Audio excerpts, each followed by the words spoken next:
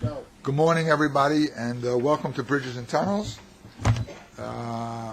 This is the June meeting, and I'd like to have a motion on the minutes. Any questions on the minutes? Okay. Do we have any public speakers? No, we do not. None. Okay. Then I'd like to move the minutes, since we have no questions. All in favor? A second? All in favor? Aye. Thank you. Okay. Okey-doke. We're ready, Susan. A few things I want to share. One's a follow-up item, Andrew, for you, which, thanks to Jeff, we did find out about the crossing numbers. Yes. The city collects them in October. And so if you look at October of 2008, they were 4% lower than October 2007.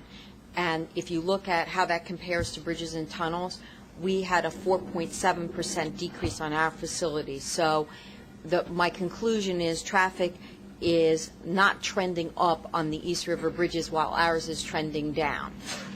Salute. So thank you, Jeff, for getting that info. Once a year. Right. It's a little more challenging for them. Jeff, you got to remember our pet peeve. You put the counters down, and they're up the next day or so. So someone just got to check those, so we get an accurate count. That was an average on all the free crossings? Yes. Trending downward, including Harlem River crossings? No, it was East River. Just east. Okay. Right. And then just a reminder, and we were just talking about this, that the toll increase goes into effect on July 12th, which is a Sunday, at 3 o'clock in the morning. Another item that is significant that's going to happen in mid-July that I want to make sure that you're aware of is we awarded last July a $97 million contract to replace sections of the Throgs Neck Bridge to do the roadway deck. And the staging for the project requires closure of the on- and off-bound cross-island ramps that we're doing one at a time. We've done this before, working with the community, and it's worked well. The alternative route in both cases is the Clearview. So the on-ramp from the cross-island will close first Bronx-bound in mid-July for 6 weeks. And that will be followed by the off-bound ramp to the Parkway being closed in late September for another 6 weeks. And we've done an exhaustive interagency coordination and public outreach with community officials and with DOT. We've notified the truckers and AAA. We'll do email alert notifications for our Throgs Neck customers. There's going to be like 36 fixed signs as well as VMS signs on the roadways leading to the bridge. So I think that we're in good shape. So you mean like on Grand Central or the Long Island Expressway, there'll be signs for Throgs Neck Bridge, use Clearview? Yes, right, Tom? I know that there's 36 of them that will be put out there. So I think that we've notified everybody. And again, we've done this in the past, and we did this with a good relationship with the community. How long will the job take? 6 weeks in each direction, for each ramp. Correct. We're not doing them at the same time, obviously. We're staging them. Do you anticipate additional traffic now on the Whitestone? That people, because some people, no matter how many signs you put out there, are going to miss the sign. And they're going to go to the Throgs Neck on the cross island and then end up having to keep going. You know, we had this discussion, Jimmy. So, I mean, that's the question. Well, we've had this discussion internally about the relationship of the Throgs Neck and the Whitestone. And it seems like no matter how many times you tell people that they should make that switch, Right. they don't necessarily. And I think that was the conclusion that we reached yesterday after having a long conversation about it. But I think certainly, you know, there will be people that will use the Whitestone and will be monitoring. But it's 6 weeks, and I think that if people know about it and they know that it's a defined period of time, people will weather it and get through it. I think your issue is going to be not so much the people who do it every day, but the people who do it infrequently. especially coming from the east end on the island, coming down the expressway, whose normal course, like mine, is you get on the Cross Island, you go over the Throgs Neck Bridge. You never go to the Whitestone. And making sure they understand that they can't get on from the Cross Island is going to be the hardest part. Right. And some of those people, probably including myself, will only find out when you can't get on. Okay? So we're just going to have to be prepared, Right. for people who are going to, get to that point, assume they can get on, can't get on, and are now going to keep going because the only way they can go is keep going on the Cross Island because you can't get on the Clearview there Unless it's and end up on the eastbound Whitestone. traffic, in which case, if they don't opt to do the Whitestone Bridge and, they go to the Throgs Neck and can't get on, they're going to be on the Did we Cross have a Island big Parkway. problem last time, Tom, when we did this? No, in fact, it worked pretty successfully. Yeah. And one of the reasons is there's additional capacity on the Clearview and the Clearview ramp, so it should work. And we're hoping that since our last job, there's been quite a few big VMS transmit signs set up on the Grand Central, the LIE, the Cross Island, which should really be a tremendous help in giving people some early warning about the situation. But it worked well in the past, other than the first day or two. And we're expecting it to be as good. Let me add to that, especially on the local radio channels, everyone who drives, and I can't say 100%, but I would say 90% of the people, including myself, go from station to station to get a traffic check, what not to do and where not to go. And if we can incorporate that into the traffic check, that would be great. Port Authority this morning, I was driving in and I heard Port Authority has a closing. So if we can get that done, that would be great for public service. Yeah, we that don't have to will pay. be coordinating.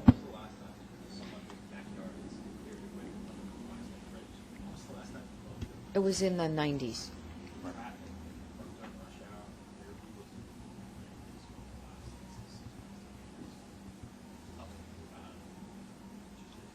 Jeff,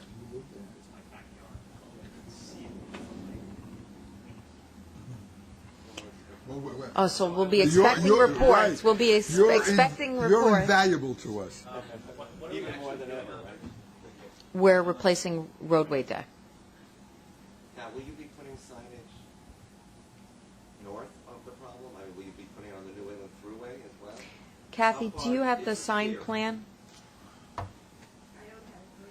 I don't have it. Why don't we get you the sign Yeah, plan, and if there are and- additional locations that you think that Give there it to should be. Andrew, see what he wants. What do you want, Andrew? He got it. No, but we'll share the sign plan. Yeah. A picture says 1,000 words. Okay, go ahead. We're Okay. ready.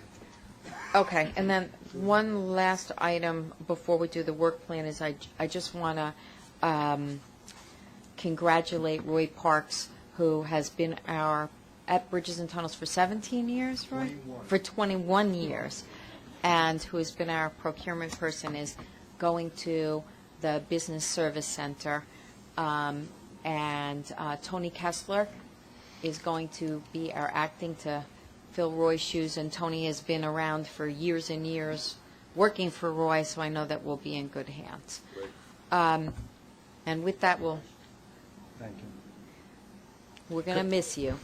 If I could, I would just like to thank Vice Chairman Mack and all the commissioners, and particularly Susan and the previous presidents at B&T that I worked for, Tom Downs, Michael Asher, Martha Walter, David Moretti, and actually Susan twice, for trusting me with the procurement process.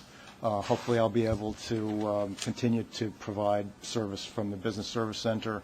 And to my colleagues, thank you for listening to my advice and taking my advice, even when I know that you hated it. Thank you. We know where to call. It's a big loss for us. We'll miss you. On the work plan, there's no changes. On the report on operations, I have to first apologize that the graphics didn't have the dots connected, so you have a little bit of dot-to-dot going on there, but I think that the trends are pretty clear. Traffic actually was basically flat for April. It was down only 0.2%, and it's the smallest monthly decline that we've had so far this year. So that was pretty promising. However, trucks are still down 7%. Interestingly enough, like last month, cash is up significantly, 6.1%, and Easy Pass is down 2.3%. We're not seeing a lot of account closings, which sort of points to job loss potentially being the reason. Cash is also particularly high on the weekends, which would seem to represent potentially an uptick in discretionary travel. As compared to the adopted budget, April traffic is a little better than budget, and as are the revenues. Don, you want to do the Easy Pass and the financial report? Sure. The Easy Pass report starts on page 25. The market share for Easy Pass was about 73.5% in April, which is down about 1.5 percentage points from the year before, which is reflective of the lower Easy Pass traffic that Susan just touched on. Easy Pass on the go during April, over 1,400 accounts were opened. It's about 16%, more than 16% of the total accounts opened for the month. And since we began Easy Pass on the go, more than 22,500 tags have been sold, and 83% of those have been registered. No, we've expanded it. Yeah, to really the entire region. It's 50 companies, over 300 stores are now selling it. If there's no questions on the Easy Pass, I'll move on to the financial report, which begins on page 31. Year-to-date toll revenue is down slightly. Again, a reflection of the lower traffic for the year. Also a lower than budgeted average toll. Expenses are also down slightly in April, about almost $2 million, primarily due to the timing of expenses in maintenance and other operating contracts, that category. Year-to-date, our expenses are below budget by about $3 million, and our support to mass transit's approximately $221 million. Through April, about $6 million better than planned. If there's no questions on that.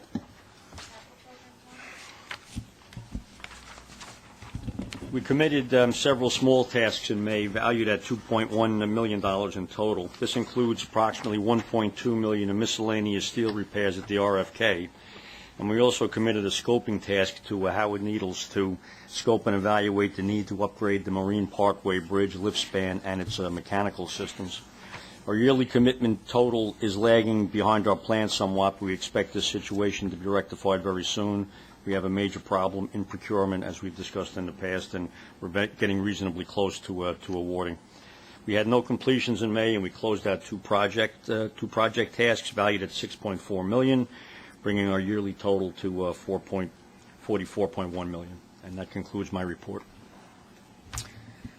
Any questions, anyone? Oh, okay. On procurements, there are 4 this month totaling $1.2 million. The first one looks like a huge modification, but it's actually a quirky item. Since the early 1990s, we're required by law to contract with the New York City Fire Department for our annual firefighting refresher training. This item is adding about $85,000 to the current personal service contract we have with the fire department to meet these requirements through December 31st, 2009. All in favor? Any questions on it? No? Okay, great. There are 3 competitive procurements this month. The first 2 are personal service contracts with Beth Israel Medical Center for needed medical services over a 3-year period. The first is for about $604,000 to provide 24 hours a day, 7-day-a-week medical consultation services. This is mainly what we use for our sick leave control. The second contract is in the amount of $163,750 to perform medical examinations for prospective or current bridge and tunnel officers and bridge maintainers. This is mostly used for pre-employment. The third item is a modification to a public work contract with American Bridge Company in the amount of $353,571 to perform additional retrofit services at our facilities for security improvements, and there are no ratifications. So moved. Any questions? Jeff? Andrew? On that? Yeah, good. Okay, all in favor? Oh, I'll second. Okay, all in favor, aye. Okay. And the last report on the agenda is the quarterly safety stats, which Andy's going to present. Good morning. We've got the first quarter safety statistics on page 59. It's a chart of customer vehicle accidents with injury statistics, the number of vehicles and accidents and injury accidents, and the injury rates for the first quarter of 08 and 09.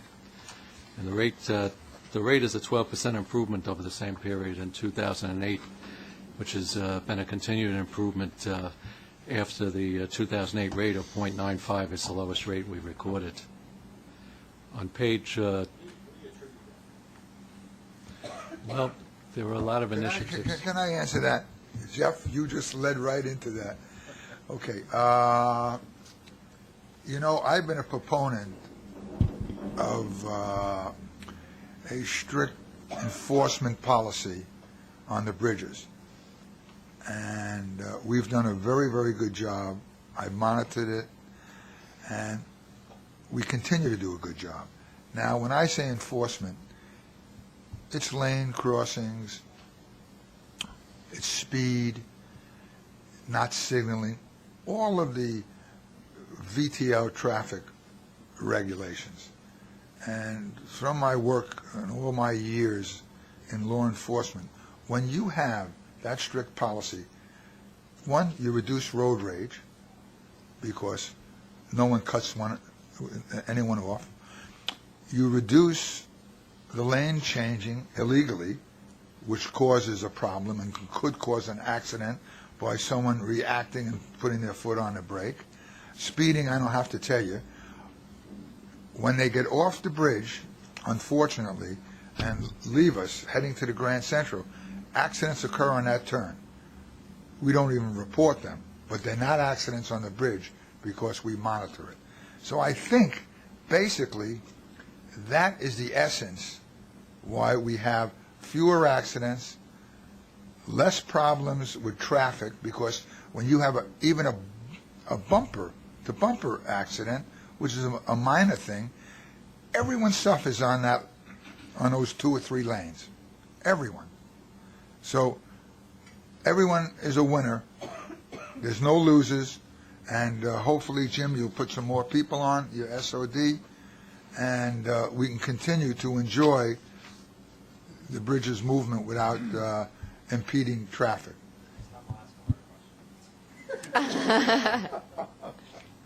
No, you just let it. You got the answer? And that really is the answer, basically. And Am I right or wrong? perfect. Couldn't I Right. say any better? Hire some more police. Maybe I'm missing it somewhere. But am I correct that there's no place in these books, these monthly books, that list total numbers of vehicles at each of the crossings? I see Easy Pass share, I see market share, I see all of that, but I don't see Don't we have, cash. yeah, I don't see total isn't it numbers. like on page 38? Is that it? Is it page 38? See, I even knew what page without even looking. There you go. That's where we got Susan. I don't see. Traffic. Traffic on That the that bridge. 2.4 million would You be. guys figure that out, I'm going to catch the train. So By that's the Mitch. totals right there Yeah. for the month. And then, Do a little exploration. Yes.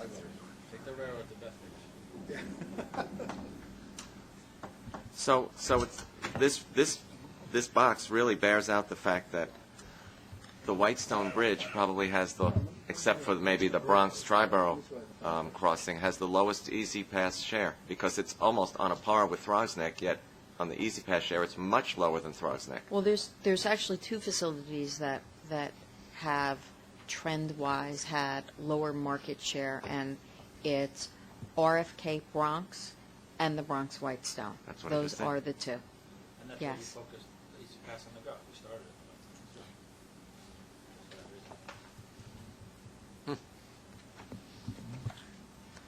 Oh, so any other questions? And, Maybe we have the one last bit oh. of safety. oh, yes. One Okay. last Yes, bit, which the is the chart on employee. page 60, it's the monthly employee lost time accident statistics, where we chart the number of injuries and the total hours worked and the frequencies for the first quarter of 08 and 09. We show there a slight upturn in the injury rate there for that first quarter. Analysis has shown that most of that increase was due to slip, trips, and falls and lifting incidents, which we're really concentrating our efforts on. And the last couple of months, we have decreased the number to 1 in April and 2 in May. We'll continue to strive for zero, of course. That's it. Thank you. Any other questions? Okay, I need a motion to adjourn. So moved. Thank you. All in favor? Perfect. Thanks, everybody. Thank you. Good.